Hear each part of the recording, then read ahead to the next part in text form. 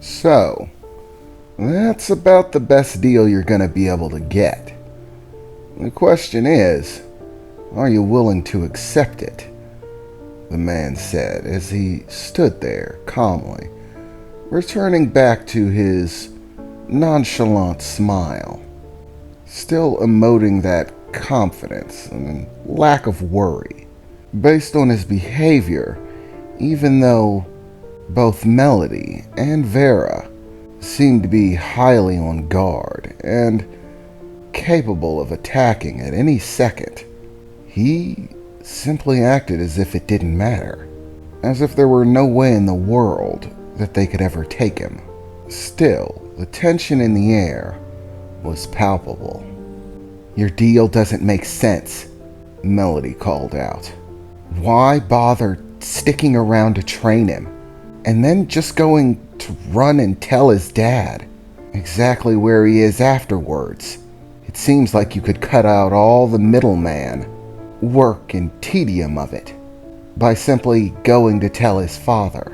I mean, after all, if a level 10 shows up, what are we supposed to be able to do to stop him? It kind of seems like you're just playing us, maybe looking for an opportunity to take Talion away." "Well, looks like you've put a little bit of thought into it," the man replied, still with that calm debonair attitude. "Well, I hate to burst your bubble, but leaving him here without the training could also be a very dangerous proposition. Travel between the realms isn't always as easy as people make it out to be. Weird things happen. For example, there's actually a time differential between the realms. Time actually passes much slower once you're in the demon realm than it does out here in the human world. Less than 1/10 the speed, actually. While you're there, it seems like time is passing normally, because for you it is. But outside of the demon realm, here in the world of humans, time is moving 10 times faster. Meaning, if it takes me a year inside of the demon realm to get in contact with his father, which is a somewhat reasonable estimate, considering all the red tape I have to go through. Well, at least in order to see him peaceably. I could always sneak in, which would be much faster, but it raises the chances that I'll run into trouble, have to come in conflict with the military forces of the castles. Not something I feel like dealing with. There are enough people who have their blades ready to set on me. I don't need to add his father's entire military force to the list. Regardless, in that 1 year that I spent getting in contact with him, 10 years will have passed out here in the human world. And in that time, any number of things could happen.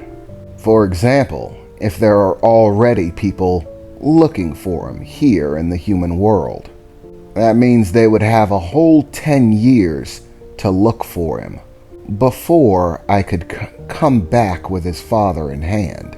10 years is a long time. In that time frame, they could have found you, killed both of you and taken the kid, or killed him. Quite simply, leaving him is just too dangerous. I don't want to have to tell him where his kid is just for him to come back and find out that he's dead now. The safer bet is simply to train him while I'm here without having to deal with the whole temporal difference between the realms. Luckily enough, once I actually get inside the castle, the timeline reverts back to normal. Well, at least normal by most people's standards. In order to secure good relations between realms, while there is a temporal difference between many realms, as well as many other differences, the most well-established places often have what you might call temporal zones, places of great importance in which they create powerful barriers. These barriers' job is basically to put everything in temporal sync, regardless of the regular time frame that everyone else works on. Within the confines of these barriers, The temporal alignment across all the realms is synchronized, the same, meaning within the confines of the castle, time passes just as it does here. There are both advantages and disadvantages to it when it comes to ruling over the population, but the advantage of being able to easily communicate on the same temporal frame with people from other realms of high importance in order to do business and negotiate is paramount in order to successfully run their empire. Most of the kingdoms in the demon realm have it, and usually it's placed within the castle, so that the ruling family can utilize it. Sure, they age 10 times faster than the rest of the people in their kingdom, but when you can live thousands of years without aging a day, a faster time frame doesn't really matter all that much. So, does that sufficiently explain things for you? Melody and Vera looked at each other intensely, as if they were trying to telepathically work things out, or send signals to each other with their eyes on how they felt about the situation. Meanwhile, Talion simply tried to peer out from behind his mother, doing his best to gauge the situation. However, he didn't really have too much of a firm grasp on what he was talking about. He was explaining things that were a bit beyond Talion's realm of understanding. So the best that he could do was look out and try to see how his mother and grandmother felt about the situation.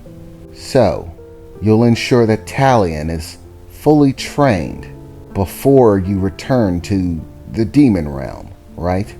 Melody replied, still with that serious expression. Yeah, that's the deal.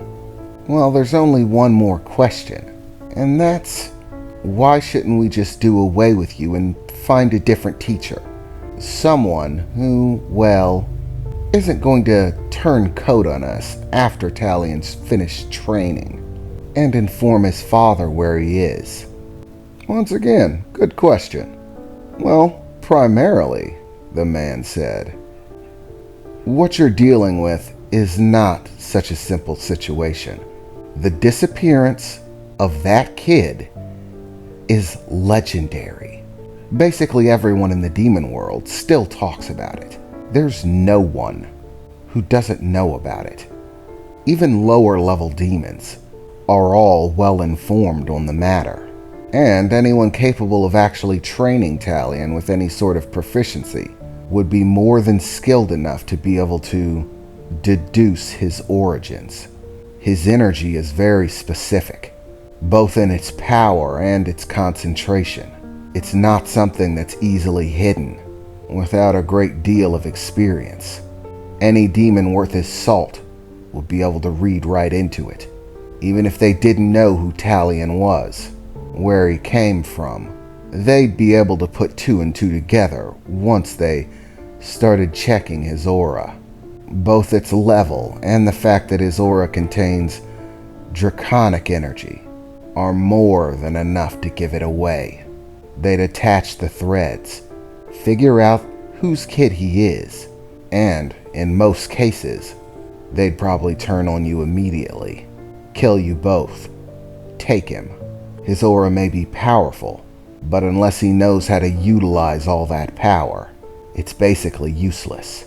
So, in other words, your luck in finding another teacher, someone who's actually willing to do this under any circumstance, and not, well, just kill you, is basically slim to none. That's why I said that you were lucky, or unlucky, because you got me, someone who has a vested interest in making sure that the kid doesn't die, a reason to look out for his well-being. Other individuals you might get to pull this job, they aren't going to have that issue. They'll worry about number one first and foremost. Most demons tend to. That being said, it's decision time, ladies. So, is it a deal, or are things going to get messy?